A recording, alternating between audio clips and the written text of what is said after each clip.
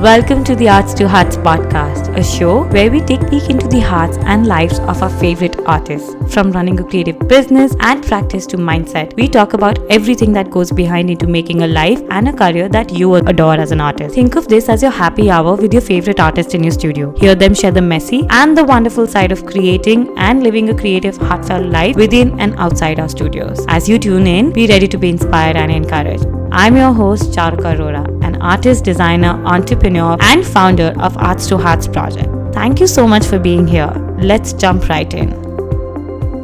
This episode is a part of a special expert takeover series where artists, gallerists, curators, and other industry experts guest host a special episode and share some actionable tips, personal experiences, and valuable learnings with you. I hope you enjoy this episode and share with others.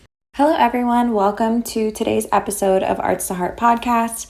My name is Lizzy Taber and I'm super excited to chat with you all today on this week's guest speaker. A little bit about me. I'm a fine artist based in South Florida. My work is primarily abstract paintings, but I also work in other mediums such as printmaking.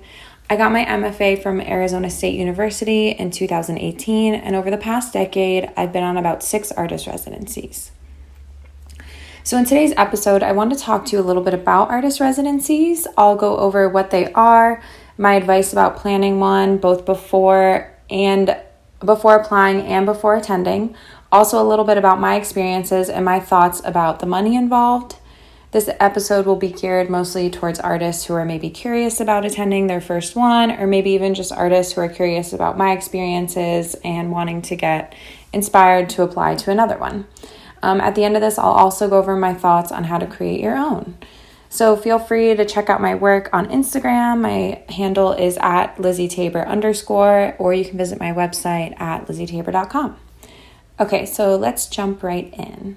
So artist residencies, what are they? Artist residencies are basically retreats for artists. They aren't one size fits all, and there's so many different types. For example, some are a week, some are a month, some are a year. In my experience, a majority of them are probably around 1 month. Some residencies pay you, some charge you, and some don't have any money exchange at all, meaning you don't have to pay for it, but they don't pay you. It is typical for the ones that don't cost anything for you to sometimes donate a work of art to the residency after you're done. A lot of times this is actually really fun because they will then exhibit it in a group exhibition and you can add that to your CV. For example, I did an artist residency on an ocean research vessel, and after it was over, I donated a work to them, and they've had traveling exhibitions where my work has been shown in over 5 different states. So it's been really one of the best CV builders for me, and it's gotten me so many sales. So I definitely recommend donating a piece that you love because it winds up getting more eyes on your work, and it also is a nice gift to the organization that hosted you. So let's talk about money. So this is a big topic with artist residencies. And sometimes people ask me, is it bad for me to pay for an artist residency?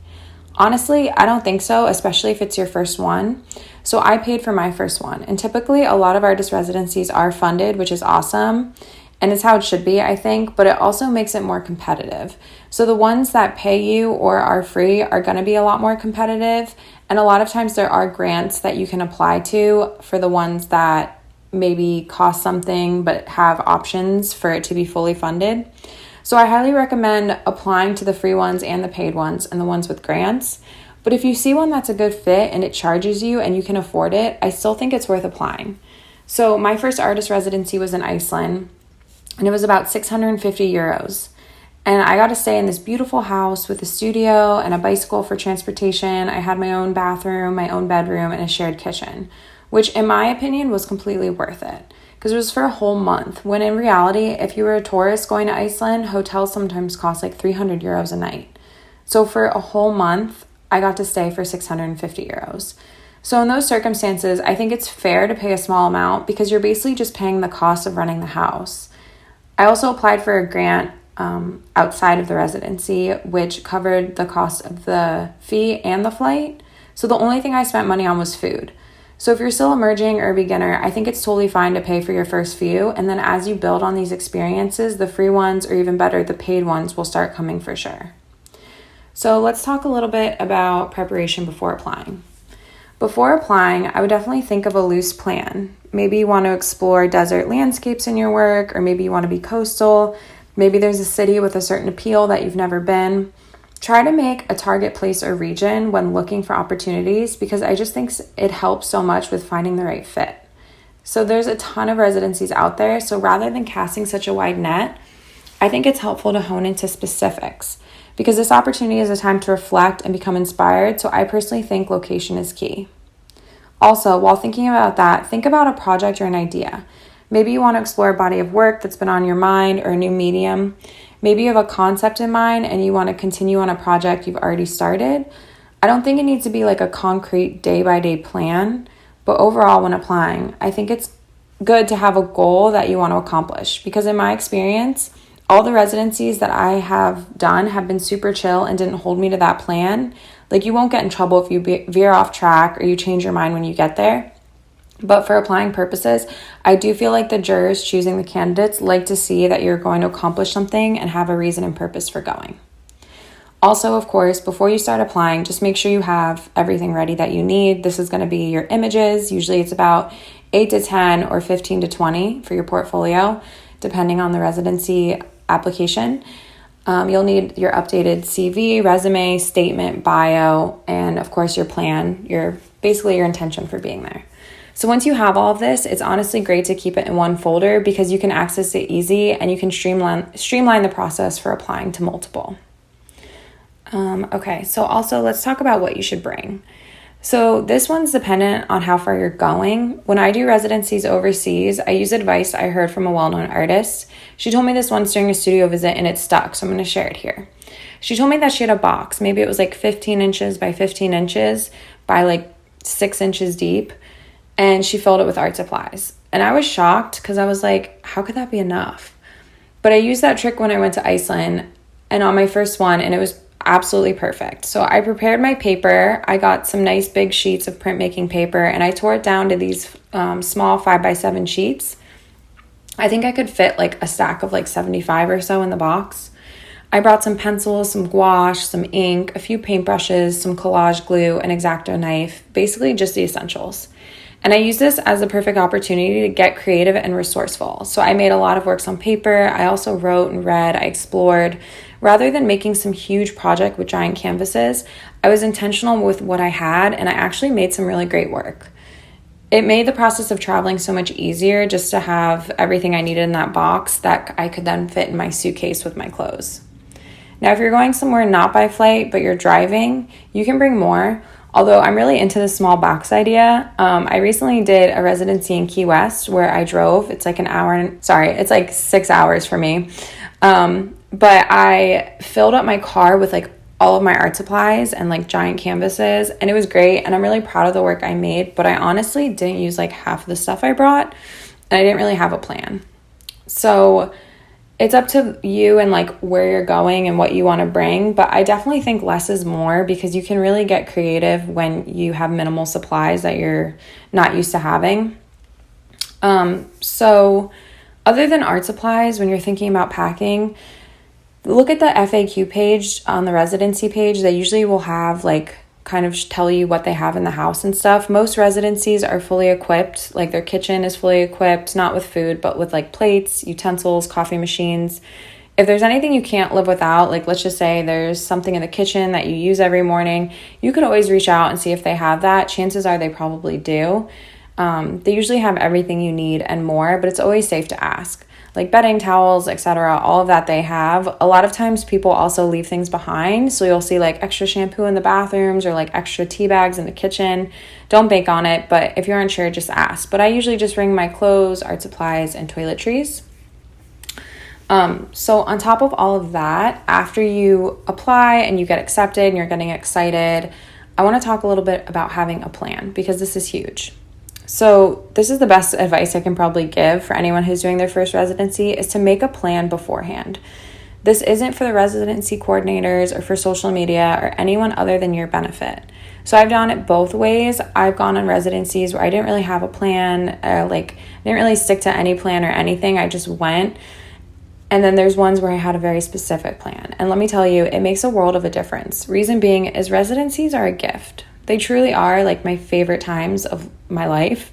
You have this uninterrupted time, which is ultimately a huge gift to an artist. You have the time and space to do what you love the most and create. So with that being said, when you have a plan or a concept or an idea to work on before you get there, it ultimately gives you so much more time. The way I see it is you prepare beforehand, thinking about the project. The deadlines are usually pretty far in advance, and for the most part, they'll let you know if you've been accepted pretty far in advance as well. So you can use this time in between getting accepted and actually going to develop this idea, and you can basically get there and hit the ground running, making the art. I would hate for you to have a month-long residency and spend the first 3 weeks there just trying to get acclimated and figure out what you want to make, because trust me, I've done it. So the best example of me doing this and being the most proud of it is when I went to a residency in Savannah, Georgia. So basically, I have projects that are dedicated to research on the ocean. So I'll usually work with scientists, and it takes a lot of time to build those relationships and a lot of time to learn the work they're doing. I have to digest and understand all the research they're doing. So when I was going to Savannah, Georgia, I decided to contact local artists and change makers and basically start doing research on the topic of sea level rise. So I interviewed them and I studied their work. I also mapped out an idea I had in my head, and I hired a local woodworker to create the panels that I could then paint on.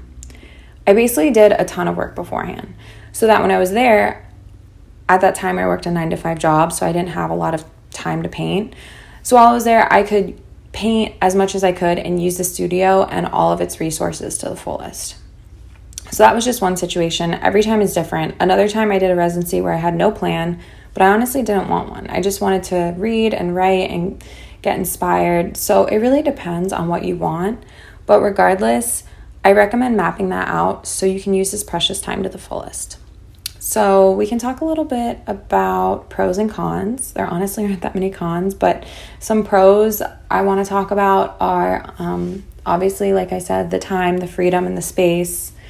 Some of the pros for me, one of the biggest is meeting amazing people. So I've met some of the most incredible artists and people in the residencies that I've done.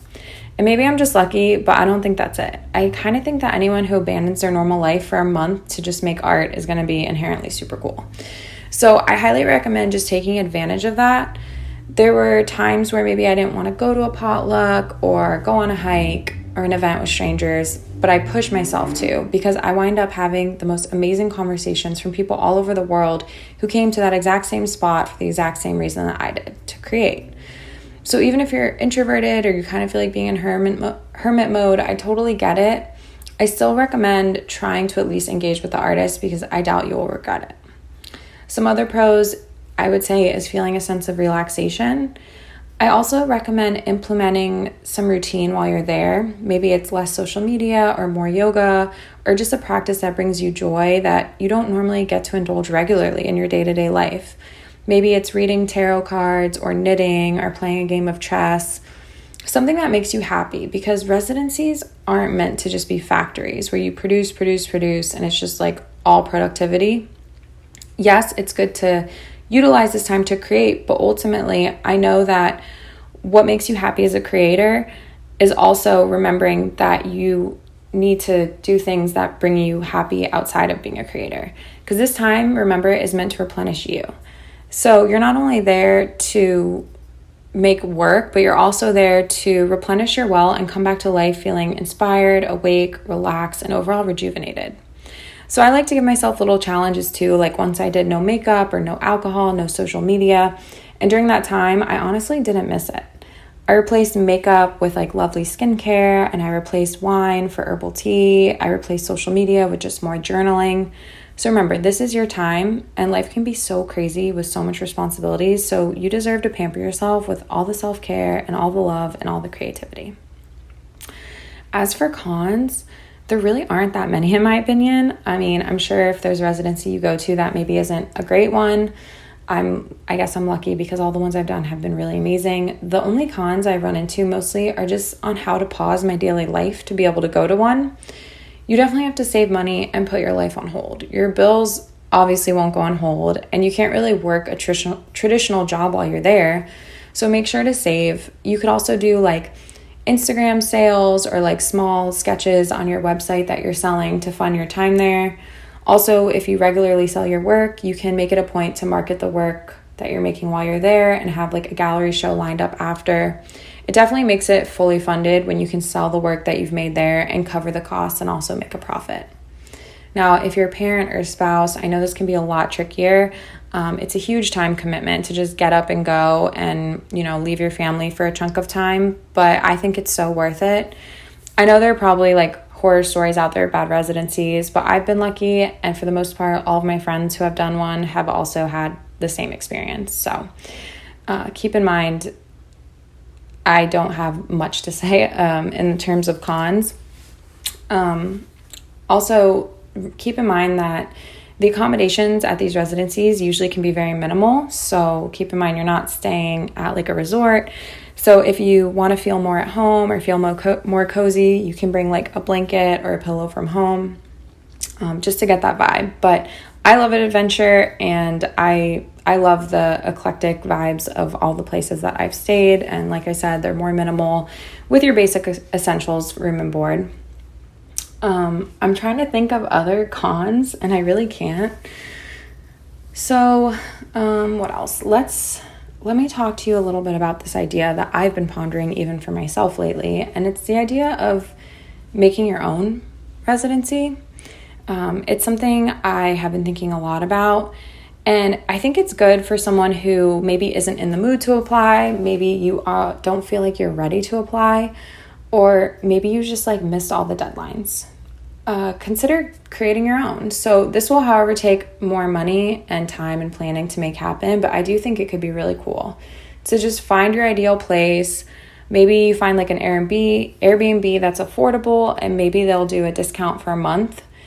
Travel to that place and take time off your work and just create. I mean, there's so many ways that you could do this cheaper too. Maybe you have like a relative or a close friend who has a nice guest room and is willing to let you stay with them, or maybe you can house sit for someone. I don't know, the possibilities are endless, but you can really get creative on how you do this. Since this is your residency, a lot of artist residencies don't have a ton of structure. So they give you a lot of freedom and alone time, so I don't think there's any reason you can't mimic this on your own. In terms of like studio visits and like meeting people, I think you could even search for local artists in that area, maybe on Instagram, and you could schedule studio visits to get to know those creatives and get those conversations going. Just getting to know people in the community. I personally haven't applied for any in 2021, and I know it's a little late now because a lot of times these deadlines are pretty far out. So I've been thinking about this for myself and really just wanting this mental retreat to just get rejuvenated myself. So I've been thinking about where I want to go and maybe booking a little trip for myself and just bringing a sketchbook and some minimal art supplies and, implementing those daily practices that I mentioned and get creative.